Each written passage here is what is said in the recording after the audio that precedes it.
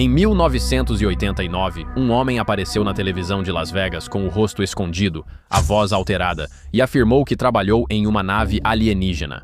Esse homem é Bob Lazar. Ele disse que foi contratado para fazer engenharia reversa em 9 discos voadores em um local secreto chamado S4 ao sul da Área 51. Movidos não por jatos ou foguetes, mas pela gravidade, usando um material exótico chamado Elemento 115, antes das alegações sobre OVNIs, Bob Lazar já criava tecnologias de propulsão avançadas, como um motor a jato em um Honda Civic, e era ligado ao Laboratório Nacional de Los Alamos. Vieram negativas, registros sumiram, educação apagada e sussurros de desinformação da inteligência. Qual é a verdade? Bob Lazar é um denunciante ou ele é um peão em um jogo de contra-inteligência? Ou o homem que, sem querer, puxou demais a cortina? Bem, hoje vamos analisar toda a história, o que se sustenta, o que desmorona e por que Bob Lazar continua sendo a figura mais controversa da história dos OVNIs. Então sente-se, relaxe e seja bem-vindo ao acampamento Gagnon para assistir.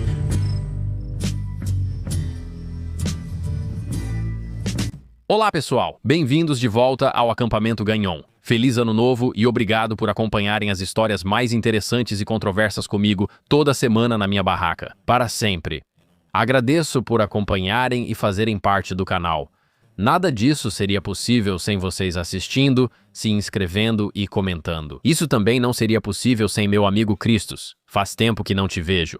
Como foi seu ano novo? Tudo tranquilo, Cristos. Temos tempo. Vamos falar sobre Bob Lazar, beleza? Caso não conheça Bob Lazar, ele é talvez uma das figuras mais controversas, talvez, sim, provavelmente a mais controversa no universo dos OVNIs, na comunidade fenômeno aéreo não identificado, nos círculos de pessoas que tiveram experiências. Bob Lazar ficou famoso principalmente após o podcast do Joe Rogan. Ele realmente se tornou o principal especialista em alguém que trabalhou ativamente com, você sabe, fenômeno aéreo não identificado e com naves de objeto voador não identificado. E na verdade afirmou que o governo dos Estados Unidos da América não só tem acesso a recuperações, mas também a naves funcionando de verdade. E isso desde então foi confirmado por outros denunciantes. Então a questão que permanece é: esse cara está realmente contando toda a verdade?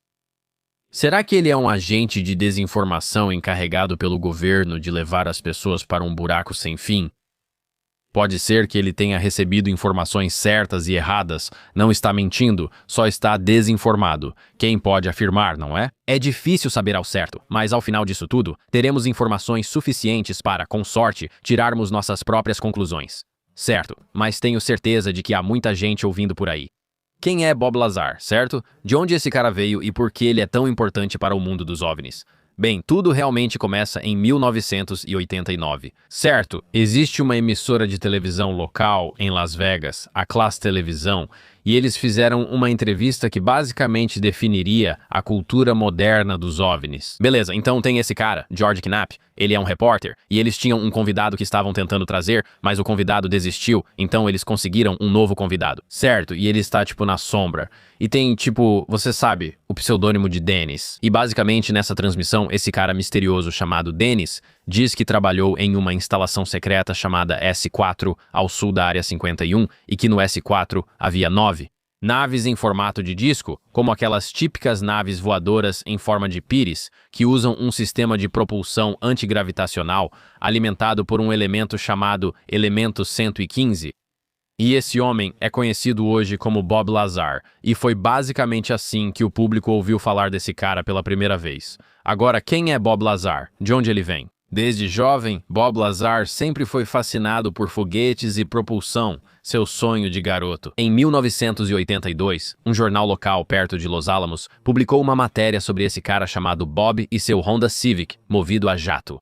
E o artigo até o identifica como físico no Laboratório Nacional de Los Alamos. Para quem não sabe, Los Alamos é um laboratório nacional dos Estados Unidos da América no Novo México, e é mais conhecido como o berço da bomba atômica, pois foi fundado em 1943 como parte do Projeto Manhattan, onde cientistas como J. Robert Oppenheimer lideraram um esforço secreto para criar armas nucleares na Segunda Guerra Mundial. Após a Segunda Guerra Mundial, Los Alamos segue como laboratório de pesquisa avançada do governo, atuando em armas nucleares, física, energia, supercomputação e projetos de defesa secretos. Mas, devido à sua história, Los Alamos é há tempos associado a extremo sigilo, autorizações restritas e trabalho avançado em física. É por isso que qualquer afirmação de alguém ter trabalhado lá tem muito peso em histórias envolvendo tecnologia classificada. Agora, se você não conhece a história, Bob literalmente conectou um motor a jato a um carro só para ver se funcionaria. O jornal até afirma que o carro atingiu mais de 200 milhas por hora. Cara, ele estava acelerando um Honda Civic na rua a 200 milhas por hora, cara. Eu sei que tem algum mexicano assistindo isso. Tipo, e aí, mano, isso é insano, cara. Aposto que Jesus tá ouvindo agora, tipo, e aí, mano, é Honda Civic rebaixado, 200, isso é loucura, talvez não seja a piada do episódio, mas tudo bem, beleza? Um salve pros chicanos que querem um Honda Civic de 200 milhas por hora. Alguns têm sim, mano, pra ser sincero. Esses dias na I4 vi um Civic tunado passando voando. De todos os carros, esse é o ideal pra isso. Ou então um Miata turbinado.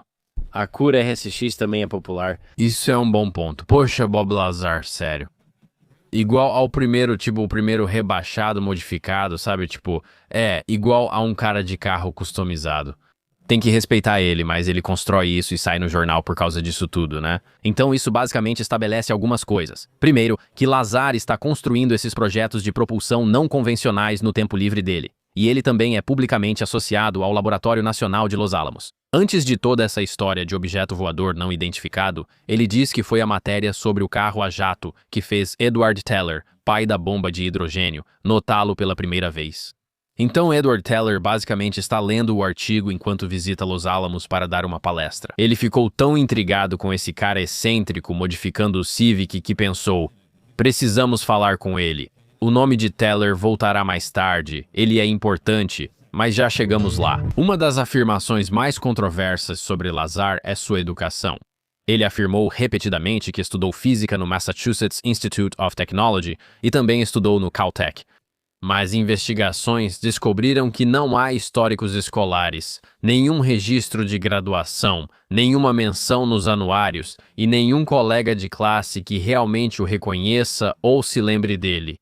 Céticos alegam que ele inventou sua trajetória acadêmica, já teóricos da conspiração dizem que seus registros foram apagados em uma operação de inteligência chamada Ship Dipping. Isso significa que a verdadeira história dele foi apagada ou alterada ao se envolver nesse projeto sensível, por isso nunca poderia ser divulgada. Agora, não há nenhuma evidência verificável de que os registros acadêmicos dele foram apagados deliberadamente. Mas é claro, se o governo estiver envolvido tentando desacreditar alguém, com certeza isso é possível. Oficialmente, o laboratório de Los Alamos negou que Lazar tenha sido um físico da equipe. No entanto, várias evidências apontam que ele trabalhou de alguma forma no laboratório ou com o laboratório. Em 1982, o Diretório Telefônico de Los Alamos cita Robert Lazar como funcionário da instalação. A matéria do jornal sobre o carro a jato o chama de físico em Los Alamos. Agora, anos depois, a história de Bob começou a perder força. O Dr. Robert Krangle, um físico de verdade que trabalhou lá, afirmou que se lembrava de Bob Lazar e o conhecia como físico em Los Alamos. Ele lembra de ter participado dos mesmos briefings de segurança que o Bob na época. Esse testemunho reforça que Lazar realmente tinha acesso às instalações de Los Alamos. As pessoas do laboratório achavam que ele exercia uma função técnica, não era só um contratado aleatório de fora. Isso nos leva ao fim dos anos 1980, quando Lazar disse ter sido chamado para um trabalho confidencial sobre propulsão. Ele afirma que foi entrevistado em uma instalação em formato de ovo no aeroporto McCarran, em Las Vegas. Atualmente, EG é uma empresa contratada, reconhecida por atuar em locais de testes e projetos sigilosos. E eles cuidavam do transporte, autorizações e logística para os trabalhadores que voavam para Groom Lake, também conhecido como Área 51. Agora, Lazar afirma que passou por extensas verificações de antecedentes, avaliações psicológicas e até testes de polígrafo, como detectores de mentiras. E durante o suposto processo de autorização, ele conta que Mike Thigpen foi à sua casa, entrevistou vizinhos e fez a investigação de antecedentes padrão para esse tipo de acesso à segurança de alto nível. Além disso, ele diz que lhe perguntaram sobre crenças em OVNIs e se já foi hipnotizado. Lembra do Edward Teller que mencionei antes? Lazar usou seu nome como referência no currículo e acredita que isso foi crucial para ser aceito no programa. Agora, outra figura interessante nesse processo de recrutamento é um homem chamado Dennis. Lazar disse que Dennis era responsável por seu caso e fazia todas as perguntas. Muitos pesquisadores acham que Dennis é, na verdade, Richard Doty. Rick Doty, oficial de contra-inteligência da Força Aérea ligado à desinformação sobre OVNIs, mas sua identidade nunca foi plenamente comprovada. Então, isso obviamente é uma grande alegação. Agora, outra coisa interessante sobre Richard Doty é que ele também está envolvido no caso de Paul Bennewitz. Se não conhece Paul Bennewitz, pesquise. É interessante e talvez mereça um episódio. Bennewitz, engenheiro em Albuquerque no fim dos anos 70 e início dos 80, acreditava ter interceptado sinais alienígenas perto da base aérea de Kirtland. Na verdade, ele captava testes militares secretos dos Estados Unidos da América, mas, em vez de contar a verdade, a inteligência da Força Aérea forneceu a ele documentos falsos sobre OVNIs, forjou evidências e, no fim, destruiu sua vida. Quero dizer, a história é maluca, então pesquise sobre isso. Talvez a gente faça um episódio sobre isso, mas, de qualquer forma, é esse tipo de pessoa com quem supostamente estamos lidando agora. Quando Bob Lazar conseguiu o emprego em Los Alamos, informaram que ele trabalharia em uma instalação ao sul do Lago Groom. Ele então descreve como realmente chegou à instalação. Ele embarca em um voo Janet no aeroporto McCarran, a aeronave usada para levar trabalhadores de I para Las Vegas, na área 51. Ele disse que levava cerca de 25 minutos até o Lago Groom e, ao chegar, a maioria ia direto para a base principal. Lazar, porém, foi separado e levado para um ônibus de janelas escuras. Após uma breve viagem, o ônibus chega à base da montanha Papua, próximo ao Lago Papuzi, a cerca de 24 quilômetros ao sul do Lago Groom. Aqui ele chama a instalação de S4, que significa local 4. Lazar descreve alguns detalhes sobre S4. Uma série de portas de hangares construídas na lateral da montanha, portas pintadas como camuflagem para combinar com o interior rochoso, consistindo em corredores estreitos e pequenas salas. Guardas armados sempre escoltando você para todo lugar e instruções para olhar sempre para frente ao entrar na instalação. Lazar afirmou que foi escoltado para dentro e colocado em uma sala pequena, assim antes de receber documentos de instrução e ser deixado sozinho para lê-los. Segundo Lazar, nesses briefings, ele lê coisas surpreendentes, naves sem origem em programas humanos conhecidos. Uma das naves da instalação teria sido achada em escavação arqueológica. Ou seja, isso tem centenas, se não milhares de anos. Novamente, isso é o que ele está lendo. Referências a entidades biológicas associadas aos veículos e uma menção explícita ao sistema estelar Zeta Reticuli como a suposta origem de pelo menos uma das naves. Imagine, esse cientista inteligente, talvez um pouco agitado, senta numa sala lendo o relatório mais insano possível. Ele também cita nomes de código de projetos: Projeto Sidekick Looking Glass e Projeto Galileu. Agora em ordem, basicamente é isso. Sidekick parece estar relacionado a armas ou aplicações de defesa. Looking Glass está relacionado à manipulação de espaço-tempo e gravidade. E então, Galileu é focado em propulsão baseada em gravidade. Agora, isso é o que Lazar está designado para fazer agora. Em uma de suas primeiras visitas ao S4, Lazar, basicamente, é escoltado por um corredor passando por vários hangares abertos. Ele relatou ter visto uma nave em forma de disco com cerca de 16 metros de diâmetro e 5 de altura. Ela tinha superfície metálica lisa, sem rebites ou parafusos, e um pequeno adesivo da bandeira americana colado do lado de fora. Com o tempo, ele diz ter visto 9 naves diferentes, de vários formatos e configurações. Sua conclusão foi simples: provavelmente não vieram todas do mesmo lugar. Lazar afirma que seu trabalho no S4 era direto. Seu supervisor, chamado Dennis, possivelmente o mesmo de antes, talvez Rick Doty, mas ninguém sabe ao certo. Seu parceiro no projeto era Barry, técnico que já participava antes de Lazar ser contratado. A tarefa dele era focar só no sistema de propulsão do modelo esportivo. Vou explicar o que é isso em seguida. E ele também estava proibido de interagir com outras equipes, mesmo que os visse apenas conversando nos hangares. Barry revelou que um cientista anterior, que trabalhava no mesmo modelo esportivo da nave, morreu ao tentar cortar a fonte de energia ou o reator. Agora, ele também afirma que um grupo de cientistas russos já havia sido autorizado a trabalhar em S4 ou nas proximidades. Mas depois eles foram expulsos após uma descoberta não especificada ou um incidente grave, e nunca ficou realmente claro o que foi isso. E, claro, não temos provas disso.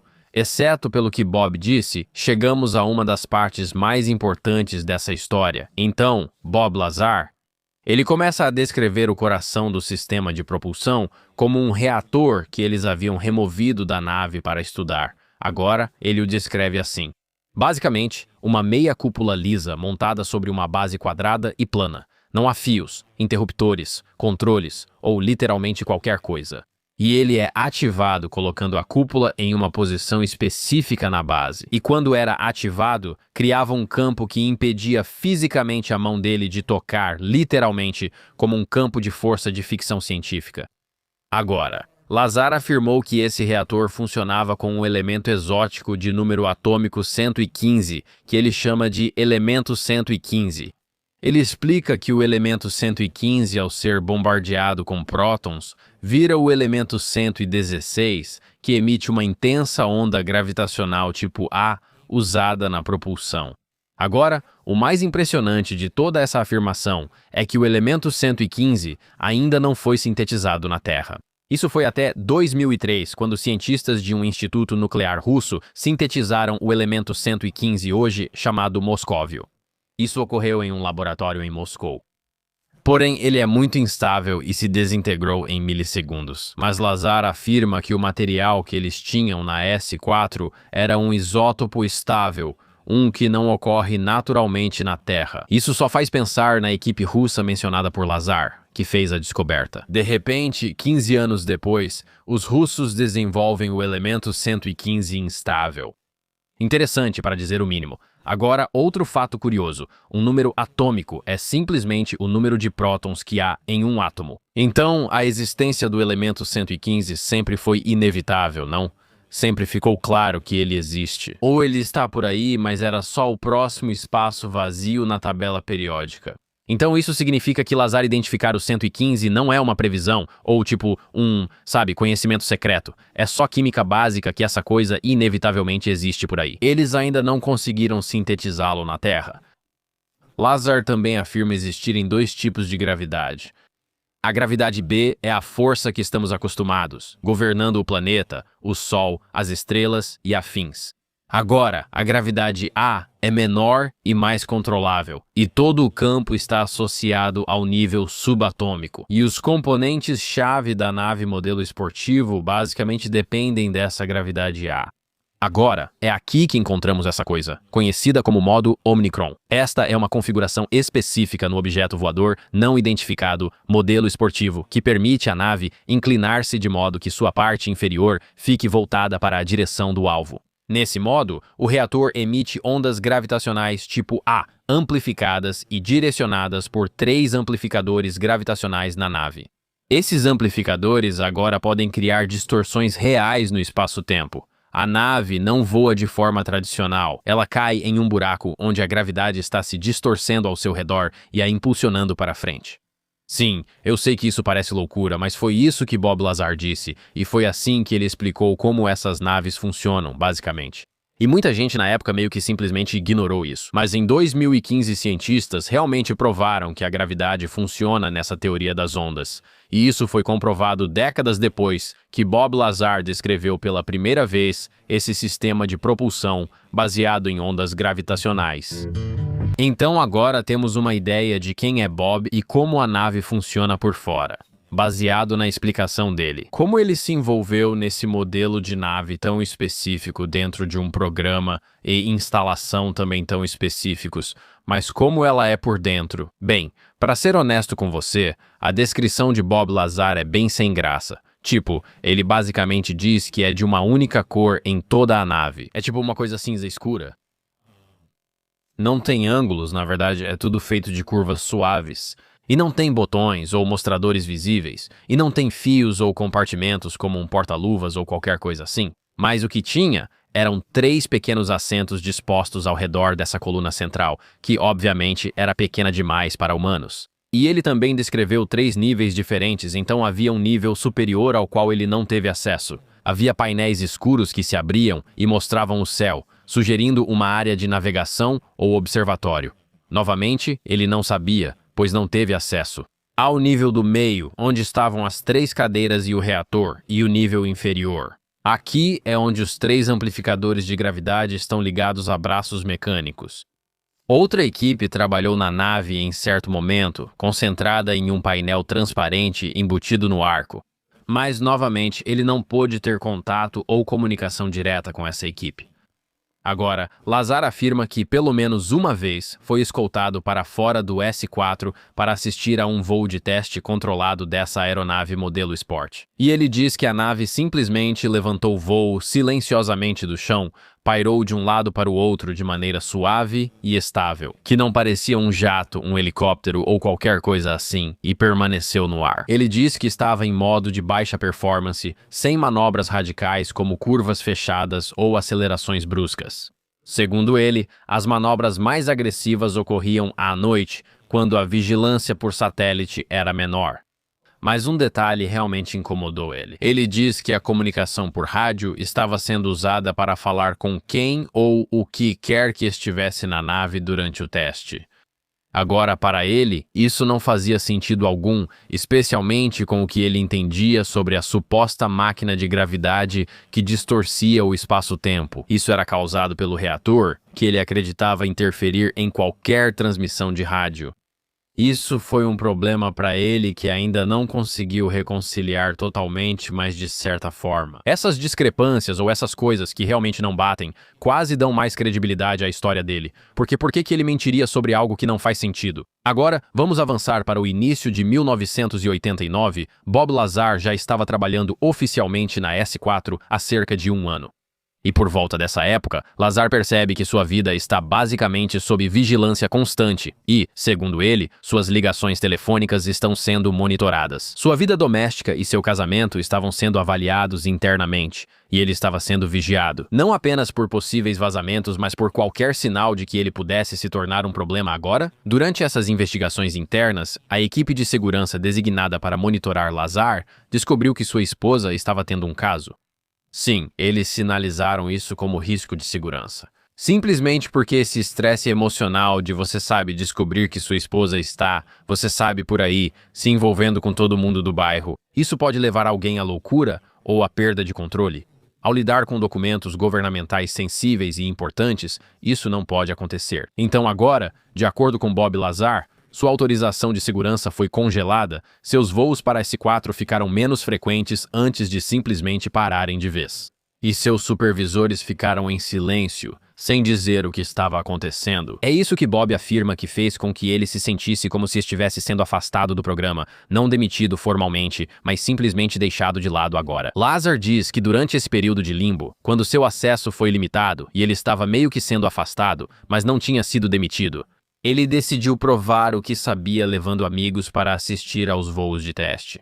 Parece meio louco, mas ele levou alguns amigos, como Jane Huff e John Lear, para uma colina perto do Lago Papua com vista para a área de testes. E de lá, eles assistiram enquanto luzes no céu faziam os mesmos movimentos erráticos que Lazar havia mencionado anteriormente.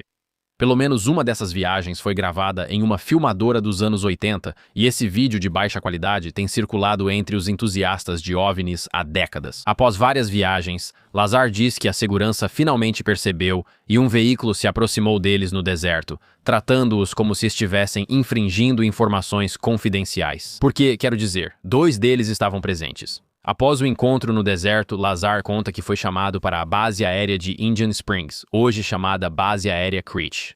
A descrição dele sobre a reunião é extremamente específica. Ele foi levado para uma sala pequena, sem janelas. Ele foi confrontado por homens que não estavam, você sabe, em uniformes padrão, provavelmente pessoal de segurança ou de inteligência, e eles tinham um dossiê sobre ele. Tipo, de verdade, um dossiê grosso. E tinha tudo sobre o que ele fez. o trabalho dele, conversas que achava privadas e sua vigilância pessoal. Repetiram para ele piadas e comentários da viagem com amigos e conversas telefônicas em sua casa. Eles disseram a Lazar que ele não voltaria ao S4 e o obrigaram a recordar os acordos de confidencialidade e as consequências de falar sobre isso. Desde então, ele relata ter se sentido isolado, ameaçado e ainda vigiado, mesmo após sair do trabalho. Essa pressão é o que ele afirma que o levou a realmente tornar tudo público. Agora, através de seu amigo John Lear, Lazar consegue um espaço na Class Televisão em Los Angeles e concorda em tornar a história pública, desde que sua identidade seja mantida em segredo. Lazar então participa do programa sob o pseudônimo de Dennis, o mesmo nome de seu suposto supervisor. Na primeira entrevista, ele comenta sobre o S4, sua localização, as 9 naves que teria visto e a propulsão por gravidade. Até o elemento 115 agora. A entrevista chamou a atenção de George Knapp, repórter investigativo da televisão KLAS. Quando Lazar encontra Knapp, começa a relatar sua experiência no S4, e Knapp logo percebe que é uma grande história, e decide investigar ainda mais e exibe um segundo episódio de Dennis nos bastidores.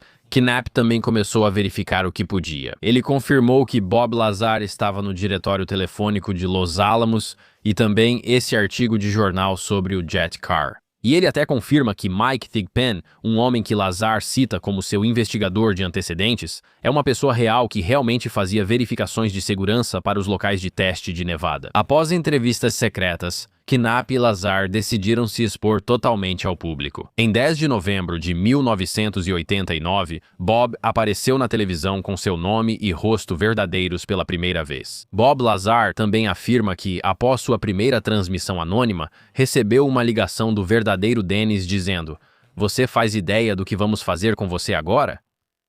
Nada aconteceu com essa ameaça, pelo menos até onde sabemos. Pessoas próximas a Lazar relataram aumento da fiscalização, atenção das autoridades e problemas de segurança que atribuem à decisão dele de se expor. Com o tempo, alguns detalhes específicos da história de Lazar começaram a parecer menos malucos. Uma das alegações é o scanner de ossos da mão. Ele descreveu isso como um dispositivo de segurança em S4 que literalmente escaneava os ossos da sua mão, medindo o comprimento dos dedos e o espaçamento das articulações para basicamente verificar sua identidade. Na época, muitos riram, dizendo que parecia ficção científica, tipo Homens de Preto. Anos depois, surgiram fotos e relatos de dispositivos parecidos usados em Groom Lake nos anos 1980, chamados Scanner e Dentamat. Você pode ver uma foto dele na tela. O design e a função coincidem com o que Lazar descreveu antes dessas imagens serem públicas e da existência imaginada dessa tecnologia. Esses detalhes não comprovam a história do objeto voador não identificado, mas enfraquecem a ideia de que Lazar nunca teve contato com esses projetos sensíveis. Isso nos leva ao documentário de Jeremy Corbell de 2018, Bob Lazar, Área 51 e Discos Voadores. Nele, há um momento em que Corbell pergunta diretamente a Bob se ele já tirou o elemento 115 de S4, e a reação de Lazar é bem estranha. Se você assistir ao vídeo, deveria conferir. Ele sorri, faz uma pausa e nunca responde sim ou não, e Corbell não insiste mais. Após o lançamento do documentário, agentes federais invadem a United Nuclear, empresa de Lazar, com a justificativa oficial de que estavam investigando um caso envolvendo talho, uma substância altamente tóxica que estava ligada a um homicídio. Agora, alguém no país havia sido morto usando talho. Os agentes afirmaram que só checavam o inventário de Lazar para garantir que nenhum frasco de talho faltava ou estava ligado ao crime. Segundo Lazar, durante a batida, os agentes mencionaram seu crachá da S4, ligando a operação, ao menos na conversa, às suas alegações sobre OVNIs. Após esse ponto, a história de Lazar basicamente termina. Ele não faz novas alegações, não amplia a narrativa sobre a S4, nem traz novas evidências. E ao longo dos anos, ele concede algumas poucas entrevistas, certo? Ele conversa com Knapp, nos anos 90, faz algumas pequenas aparições nos anos 2000 e no documentário de Corbell em 2018. Mas a história principal nunca mudou. E é isso que torna a história dele tão fascinante, e isso, meus amigos, é a história de Bob Lazar, Quero dizer, um cara fascinante, não é? Tipo, de verdade, eu acho que ele é a figura mais divertida da ufologia. Quero dizer, o fato de ele ter ido a público e, tipo, tantas das coisas que ele disse eram, pelo menos relacionadas a serem verdadeiras. Aqui está a minha opinião. Ok, de novo, eu não faço ideia. Eu não acho que ele esteja mentindo. Eu não acho que Bob Lazar, tipo, eu vá construir uma história inteira. Eu não acho que ele seja pago pelo governo federal para, você sabe, criar toda essa série maluca, você sabe, esse tipo de coisa. Isso meio que faz sentido, mas não é totalmente verdade para ser desinformação. Eu acho que o caso Benowitz é o mais convincente para mim, que o governo, por algum motivo, fornece informações para esse cara circular nesse circo midiático contando uma história que não é mentira, mas também não é totalmente verdadeira. E que, basicamente, a informação é compartimentalizada de tal forma que, mesmo que você esteja trabalhando intimamente em algo, você só conhece parte da verdade. E até mesmo a verdade que você conhece está misturada com algumas mentiras. Então, se algum dia você tornar isso público, tudo fica completamente manchado. Sabe o que quero dizer? Tipo, se você está trabalhando em algum tipo de projeto e é como vermelho, verde, azul, e você está trabalhando, sabe, na parte vermelha e verde, vou colocar laranja no meio. Se contar vermelho, verde e laranja, não faz tanto sentido. Não sei se essa metáfora faz sentido para o público, mas fez para mim. O que você acha, certo? Eu consigo ver isso. Você consegue ver isso, né? Parece que ele está dando parte da informação, está tocando em algumas coisas e está sendo usado como uma ferramenta de desinformação. Estou ficando louco? Não sei, é o que sinto. Mas, de novo, ele não parece estar mentindo. Mas também as afirmações dele são, tipo, tão absurdas e o fato de ele ainda estar vivo também é suspeito, né? Se ele tivesse tanto acesso e o governo não quisesse, ele provavelmente não falaria. E se ele tivesse morrido misteriosamente, o que felizmente não ocorreu em 1990 ou antes, enquanto dava entrevistas anônimas, se tivesse simplesmente morrido, isso teria simplesmente sido varrido para debaixo do tapete e todo mundo teria seguido em frente, e isso nunca teria se tornado um assunto. Por algum motivo, pessoas no poder nesses círculos de inteligência se beneficiam dele compartilhar essas informações. Essa é a única razão para deixarem isso acontecer. Não é como se dissessem que não podem fazer nada. Pessoas já morreram por menos, certo? Eu também sinto que já houve pelo menos alguma retaliação, ou possível retaliação. Todo esse lance da esposa dele traindo ele é meio louco de ter vindo à tona. Basta uma mulher arruinar o nome de um jovem cientista, né? Ele só fazia o trabalho dele e perdeu a autorização. Ela enlouquecia, ficando com vizinhos. Descanse em paz. Eu não sei, só parece pra mim que esse cara é... Se ele ainda está vivo e dando entrevistas, deve ter um motivo, e não acho que esteja mentindo. Então, isso me leva à única solução possível, que é, ou ele recebeu informações que tinham o objetivo de enganar o público, ou implantaram memórias falsas no crânio dele. O que mais poderia ser? Acho que ele estava bem menos envolvido do que diz. Então você está dizendo que ele está exagerando? Sim, é possível. De novo, ninguém sabe. Eu nunca conheci o cara. Ele está exagerando? Possivelmente? Quero dizer, ele não ter ido para o Massachusetts Institute of Technology ou Caltech depois de dizer que é um problema. Isso é um problema. Isso é o pior. Isso também é uma coisa maluca de inventar, tipo, você não precisa mentir sobre isso. Além disso, a gente pode pesquisar isso? É isso que eu digo, é fácil de pesquisar, não entendo. Pra mim é como mentir sobre o endereço. É tipo, bom, a gente pode descobrir isso tão facilmente, sabe? É uma dessas coisas. Tipo, eu não vejo por que ele faria isso. Ele não é um cara burro. Então mentir sobre algo que é tão fácil de verificar parece um erro enorme. Eu não sei, não vejo por que ele faria isso. Então a ideia de que essas coisas foram removidas, ou que ele foi instruído a fazer isso. Se for dar entrevistas, diga que foi você quem fez isso.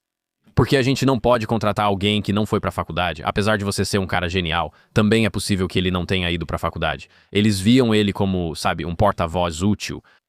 E eles enchem ele de informação e mandam ele pro mundo. E eles mandam ele mentir sobre as informações. Assim, ele fica completamente desacreditado. No segundo que ele abre a boca, ele consegue semear dúvidas, consegue, sabe, plantar sementes de desinformação. Só quero dizer que respeito muito o cara, sabe, supondo que ele está sendo usado como ferramenta. Ele ainda é corajoso o suficiente para ir lá e colocar a cabeça dele em jogo, arriscar o pescoço e, sabe, tentar espalhar a informação que ele acredita ser verdadeira. Não critico um homem por isso, mas ainda não estou totalmente convencido. Algumas coisas me incomodam. O problema da faculdade e o fato de ele ainda estar vivo. Também aquela resposta estranha e o sorrisinho que ele deu quando perguntaram se pegou algo daquele elemento 115. O que ele está fazendo com isso?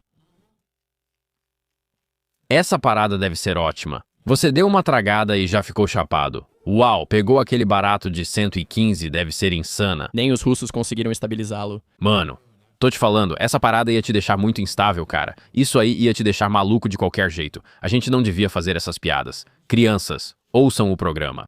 Aparentemente, eu te disse isso. Certo? Um monte de comentários sobre isso. Eu estava olhando o nosso episódio no podcast da Gillian Dory, que vocês deveriam conferir. Aliás, eu adoro esse cara, mas muitos comentários eram tipo, cara, eu adoro esse cara.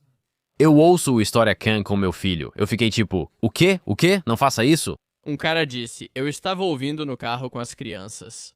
Vocês estavam falando do coelhinho da Páscoa e do Papai Noel, que são reais. Só pra constar. Eu gosto disso. Essa é a parte que você acha mais perturbadora para as crianças agora. Eu falando sobre a ex-esposa do Bob Lazar, você sabe, fazendo truques de lado. Na verdade, a gente cortou essa parte.